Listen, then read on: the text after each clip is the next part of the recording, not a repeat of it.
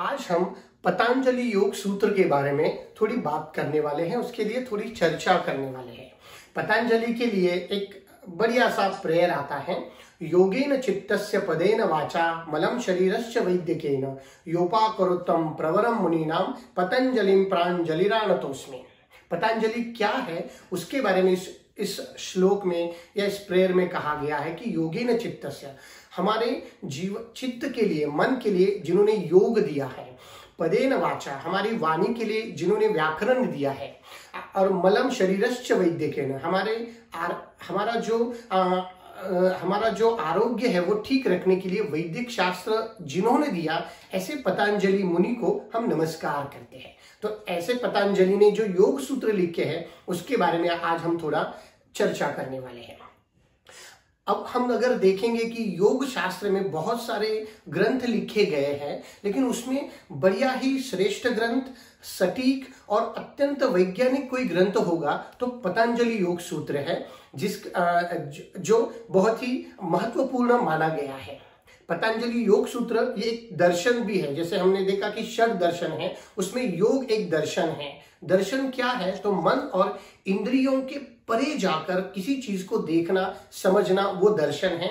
और वो जो योग है वो एक दर्शन है जो पतंजलि ने भी हमें समझाया है। पतंजलि योग सूत्र के बारे में हम थोड़ा सा देखेंगे। उसमें 196 सूत्र हैं। और सूत्र क्या होता है कि बहुत बातें हमें किसी छोटे इसमें दी गई है, जिसे हम कोडिंग कहते हैं। तो इस तरीके से जो लिखा जाता है उसे सूत्र कहा जाता है। और ऐसे 196 सूत्र पतंजलि ने कहे हैं। उसे जो पतंजलि योग सूत्र कहा गया है उसमें 4 पाद हैं। पहला है समाधि पाद, दूसरा है साधना पाद, जिसे कई जगह साधन पाद ऐसा भी कहते हैं, विभूति पाद एंड कैवल्य पाद। समाधि पाद जो है उसमें 51 सूत्र है, साधना पाद में 55 सूत्र है, विभूति पाद उसमें 56 सूत्र है, और कैवल्य पाद जो है वो छोटा है, उसमें 34 सूत्र आते हैं। तो आइए ये जो पाद है, 4 चैप्टर्स है, उसके बारे में हम थोड़ी बात करेंगे। तो पहला जो है वो समाधि पाद है, जिसमें 51 सूत्र है। तो उस सूत्र में पतंजलि शुरू में ही योग की परिभाषा समझाते हैं, योग की व्याख्या समझाते हैं, उसका उद्देश्य समझाते हैं। अलग अलग वृत्तियां जो मन में तैयार होती है उसके बारे में वहां बात हो रही है। साथ ही अभ्यास क्या है, वैराग्य क्या है, ये चीज यहां हमें समझाई गई है। साथ में चैतन्य, जो शुद्ध चैतन्य जिसे हम प्योर कॉन्शियस कहते हैं, उसी के लिए पतंजलि ईश्वर शब्द का प्रयोग करते हैं। और उसके बाद ओम के बारे में उसका महत्व समझाते हैं।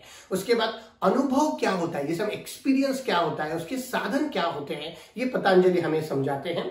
उसके बाद जीवन में जो हम प्रगति करते हैं उसके लिए जो बाधाएं क्या क्या आती है और वो कैसे हम उसके सामने रुके, खड़े रहे, उसके बारे में पतंजलि हमें यहाँ समझाते हैं। साथ में मन का जो बैलेंस है, जिसे हम समतोल कहते हैं, वो कैसे आए, और वो जो समतोल बिगड़ता है वो कैसे ठीक हो जाए, इसके बारे में पतंजलि हमें समझाते हैं।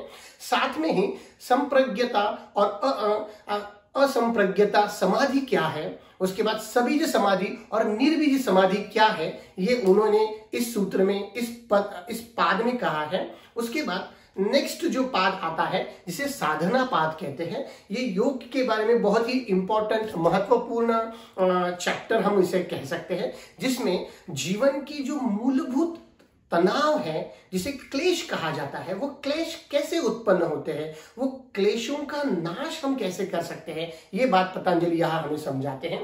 साथ ही ज्ञान और ज्ञाता ये क्या है, ये जो कॉन्सेप्ट है, ये यहाँ हमें पतंजलि अगले सूत्र में हमें समझाते हैं। साथ में सजगता और उसका अभाव कैसे उत्पन्न होता है, निर्माण होता है, ये बात आती है।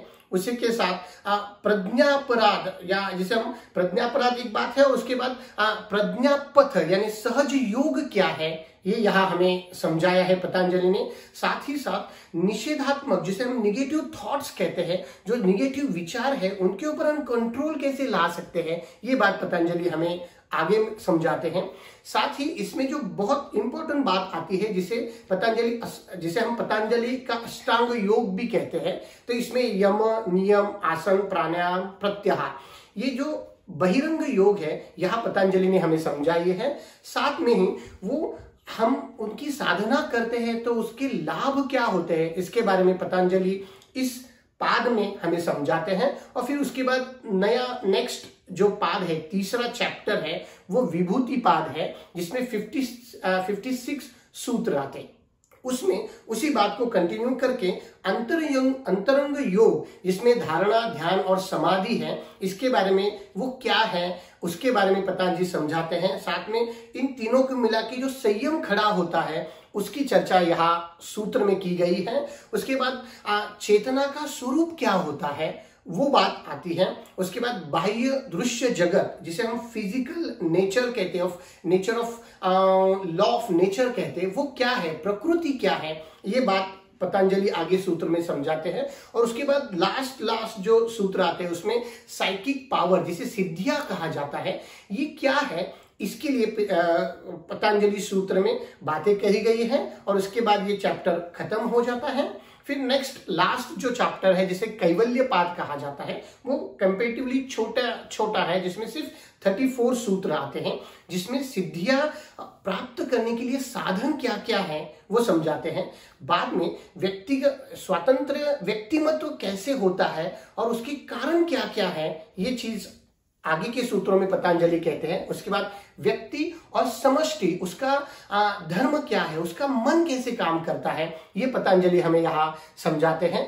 उसके बाद अलग अलग विधियां, जिसे हम बोलते कि यूनिटी इन डाइवर्सिटी, अलग अलग विविधताओं में एकता कैसी है, ये कुछ सूत्रों में पतंजलि आगे हमें कहता है। उसके बाद दर्शन, जिसे हमने षड दर्शन के बारे में कहा, वो दर्शन क्या है, दर्शन यानी देखना, ज्ञान होना, समग्रता से समझना, उस दर्शन के सिद्धांत क्या है, ये पतंजलि हमें समझाते हैं। और लास्ट के कुछ जो सूत्र आते हैं उसमें कैवल्य क्या है और कैवल्य प्राप्ति के मार्ग क्या क्या होते हैं, हो सकते हैं, ये पतंजलि हमें समझाते हैं। और यही पतंजलि योग सूत्र जो है वो पूरा हो जाता है। तो इस तरीके से पतंजलि योग सूत्र में ऐसे अलग अलग विषयों के बारे में समझाया गया है।